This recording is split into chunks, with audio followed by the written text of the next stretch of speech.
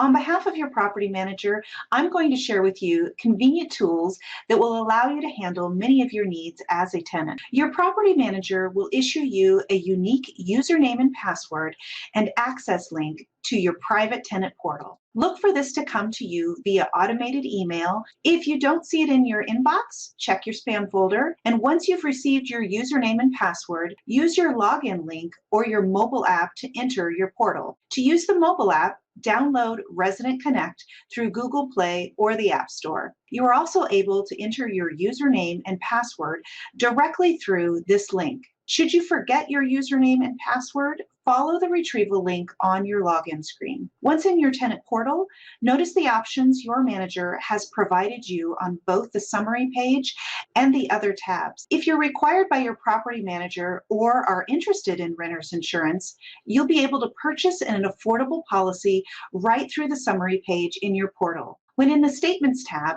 notice your charges in the debit column and your payments recorded in the credit column. You can easily find historic or current activity by using the filter in the upper left corner. You're also able to view your security deposit payment and even download your ledger.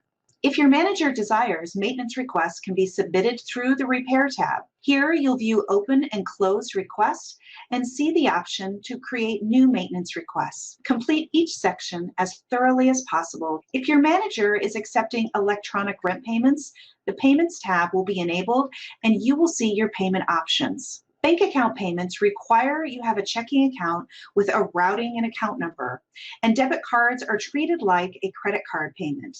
Both payment types can be used to schedule a single payment or recurring payment. Recurring payments are an easy way for you to be sure your rent payment is received on time. Transaction fees will be displayed as you are scheduling payments, and you'll see the checkbox to agree to the fee.